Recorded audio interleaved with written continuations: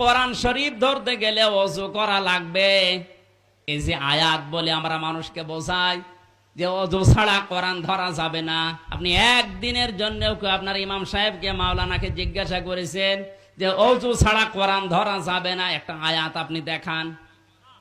কোরআন শরীফ ধরতে হলে ওযু করা লাগবে, মাস্ট বি। আপনি কোথায় পেয়েছেন? রাসূলুল্লাহ আসলেন টয়লেট থেকে। কোথা থেকে? পায়খানা প্রসাব করার পরে নবীজি আসলেন, পানি দেওয়া হয়েছে তাকে।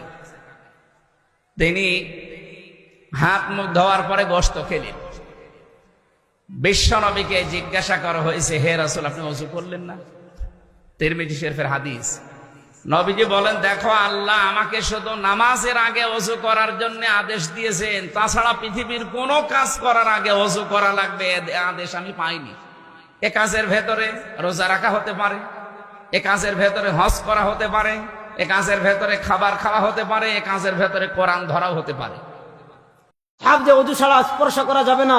বিআন্নাহু কওলু আতা ওয়াল্লাইস ওয়া সুফিয়ান ওয়া আবু হানিফা ওয়া আসহাবু ওয়া মালিক ওয়া শাফি ওয়া আহমদ আল্লাযীনা তাদুরু আলাইহিমুল ফাতওয়া।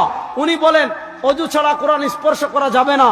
এইটা চার মাযহাবের সব ইমামদের ঐক্যমত, সব মুজতাহিদদের ঐক্যমত, সব ফকিহদের ঐক্যমত, সব মুফাসসিরিনদের ঐক্যমত, সব মুহাদ্দিসিনদের ঐক্যমত, সব সাহাবাদের ঐক্যমত। ইমাম ইবনে আব্দুল বার মালিকে বলেছেন সব সাহাবার ঐক্যমত। ইমাম নববী রাহিমাহুল্লাহ আল মাজমু' শারহুল মুহাজ্জাবে বলেছেন ওযু ছাড়া কোরআন স্পর্শ করা যাবে না। এটা কার মত? বিআন্নাহু কওলু আলীন ওয়া যায়েদিন। এটা হলো হযরতে আলীর কথা, হযরতে যায়েদের কথা।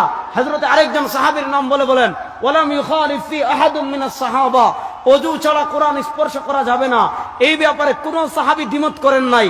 অর্থাৎ সব সাহাবীদের ঐক্যমতে কোন ব্যক্তি যদি ওযু না থাকে সে কোরআন মুখস্থ তিলাওয়াত করতে পারবে, কিন্তু কোরআনের পাণ্ডুলিপি মুসহাফ যেটা আছে সেই মুসহাফ সে ওযু ছাড়া স্পর্শ করতে পারবে না। কোরআন ওযু ছাড়া স্পর্শ করা যাবে না। বহু হাদিস এর সপক্ষে আছে, একটা দুইটা নয়, বহু হাদিস। অনেক সাহাবীদের ফতোয়া রয়েছে, আসার রয়েছে এই মর্মে যে কোরআন স্পর্শ করতে হলে সেটা কাগজে লেখা হোক, সেটা পাথরে লেখা হোক, সেটা ওয়াল লেখা হোক, এটা ধরতে হলে, ধরে ধরে পড়তে হলে, টাচ করতে হলে আপনাকে ওযু করতে হবে। তবে মুখস্থ কোরআন তেলাওয়াত করার জন্য ওযু করার প্রয়োজন। ওযুর মাধ্যমে শয়তান থেকে মানুষ মুক্ত হয়। আপনি কোরআন স্টাডি করবেন, তেলাওয়াত করবেন, ধরবেন, ধরে ধরে পড়বেন, তখন শয়তান থেকে পানা চাওয়ার জন্য একদিক থেকে আউযুবিল্লাহ পড়তে হয়, আরেক দিক থেকে ওযু করতে হয়। নাহলে কোরআন পড়েই আপনি ভুল ব্যাখ্যা করে গোমরা হতে পারেন। একটা গ্রুপ বাইর হইছে আমাদের দেশে, আহলে কোরআন, তারা হাদিস মানে না, এই কোরআন পড়েই কিন্তু তারা গোমরা হয়েছে। তো কোরআন পড়ে যেন কোরআন থেকে আমি আবার ভুল ভালটা না শিখি, ভ্রান্ত যেন না হই, এই জন্য শুরুতে আউযু বিল্লাহি মিনাশ শাইতানির রাজিম পড়তে হয়। আল্লাহ বলেছেন ইযা ক্রাআতাল কুরআন ফাস্তাইজ বিল্লাহি মিনাশ শাইতানির রাজিম। যখন কোরআন পড়বে শয়তান থেকে পানা চেয়ে নিবা, কারণ ও কোরআন থেকেই তোমাকে ভুলটা শিখায়া বুঝায়া বিভ্রান্ত করতে পারে, যেমন আহলে কোরআনীদেরকে করছে, হাদিস স্বীকারকারীদেরকে করছে। এরকম আমাদেরকেও হতে পারে, জন্য আউযুবিল্লাহ পড়তে হয়, সেই সাথে ওযুও করতে হয়।